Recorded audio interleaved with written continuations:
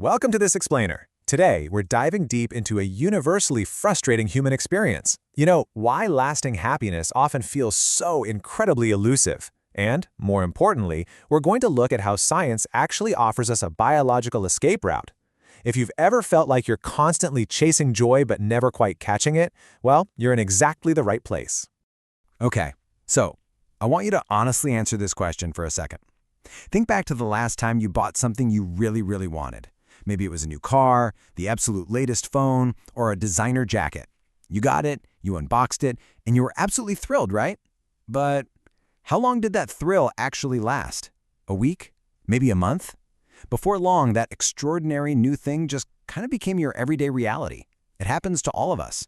And this reveals a really universal human frustration about just how fleeting joy can be.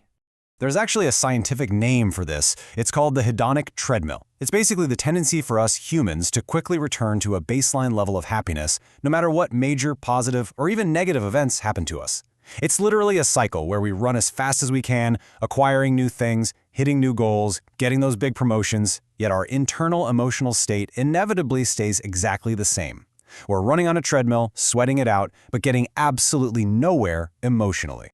Now, when you hear about this baseline, you might be thinking, well, my happiness level must be totally fixed from birth, right? But here is a deeply empowering piece of data. According to research, genetics only account for about 30 to 40% of our happiness set point. Think about that. That means a massive chunk of our daily joy is not just hardwired into our DNA. Your baseline is definitely not a permanent life sentence. It's largely mutable, and it is entirely within your control to change it. So let's look at Section 1, the hedonic treadmill and the myth of lasting joy. To really understand how incredibly powerful this treadmill is, we have to look at a classic, totally mind-blowing 1971 study by researchers Brickman and Campbell. They looked at two extreme groups of people. First, lottery winners who had just come into immense wealth, and second, accident victims who had suffered catastrophic, life-changing injuries. Now, the results of this completely disrupted modern psychology. Ready for this? Both groups eventually returned to their pre-event happiness levels within a few months or years. The lottery winners, they didn't stay permanently ecstatic. And remarkably, the accident victims adapted and returned to a near baseline level of well-being. We are just incredibly well built to adapt, for better or worse. This brilliantly illustrates the concept of cognitive adaptation. The author Ian McEwan actually put it so elegantly in his novel Enduring Love. He wrote, "People often remark on how quickly the extraordinary becomes commonplace. We are highly adaptive creatures." That hits the nail right on the head. It perfectly sums up why material possessions or external circumstances alone absolutely cannot sustainably increase our long-term happiness. I mean, that shiny new car, it eventually just becomes your boring ride to work. So how do we combat this? Well, researchers like Sonia Lyubomirsky developed the HAP model, which stands for the Hedonic Adaptation Prevention Model. It breaks our happiness down into highly specific components. So we've got our genetic predispositions, which is that fixed base we talked about. We've got circumstantial factors like where we live or what happens to us out in the world. But the real game changer here is intentional activities. These are the choices and habits within our direct control. The model proves that intentional activities, especially when mixed with a variety of experiences so our brains don't get bored, are absolutely our best weapon against emotional habituation. Which brings us to Section 2, Rewiring Your Brain, the Biological Power of Gratitude. When we actually look at brain scan data, we see that gratitude acts like a literal workout for your brain. It goes way beyond just positive thinking.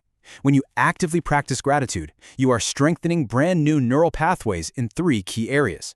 First up, the hippocampus, which handles memory processing, literally starts to strengthen your ability to recall positive memories rather than obsessing over the negative ones. Second, the amygdala, which regulates your emotions, actually gets better at managing stress and calming anxiety. And third, the prefrontal cortex, your logic center, enhances your overall emotional regulation and empathy.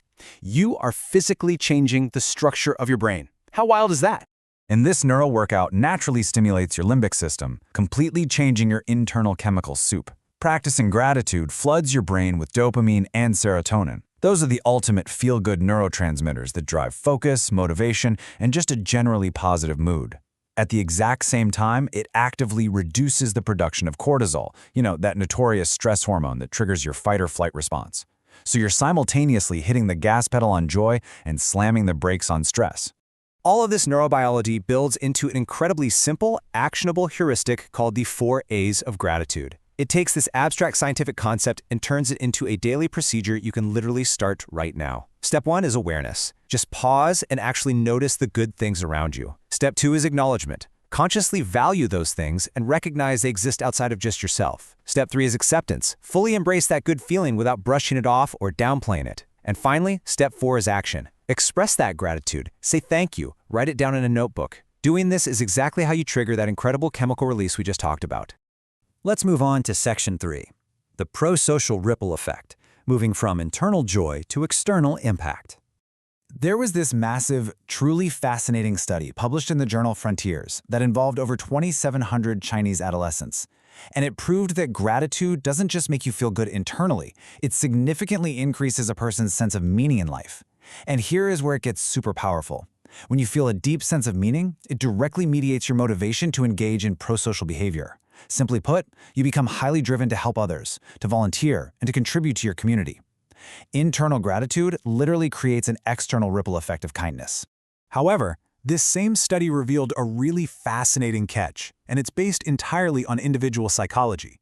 Self-esteem actually acts as a major filter here. For individuals with high self-esteem, it acts as an accelerator. Their strong sense of meaning drives them to easily and confidently help others out. But for those with low self-esteem, it acts as a buffer. Their negative self-evaluation, or maybe the fear of judgment, actually weakens their drive to help, even if they feel profoundly grateful inside. This tells us something huge. Building up our own self-worth is a completely necessary step if we want to fully unlock our ability to help society at large. That leads us right into Section 4, escaping the treadmill and taking back control. The sources we've been reviewing outline some highly specific, scientifically proven, and intentional strategies to elevate your baseline set point over time. Keeping a daily gratitude journal physically rewires those neural pathways we discussed earlier. Fostering really meaningful relationships and engaging in random acts of kindness, those trigger the pro-social dopamine loops. Practicing mindfulness helps ground you in the present moment, which is amazing for preventing that cognitive adaptation. And crucially, pursuing personal growth over materialism keeps you focused on intrinsic value, rather than endlessly chasing the next shiny object. But there is one final, absolutely critical rule to making these strategies actually work. It's perfectly captured in this quote from Lyubomirsky and colleagues. When people engage in different activities, they are less likely to habituate to any single one. You guys remember that variety is vital. If you write the exact same 3 things in your gratitude journal every single day, guess what? Your brain will adapt to it. It just becomes another chore. Introducing diversity into your routines, mixing up your acts of kindness, changing how you meditate, finding brand new things to appreciate, that is what prevents you from adapting to any single positive activity. You have got to keep your brain guessing. I want to conclude this explainer by challenging your daily routine with one final, really important question.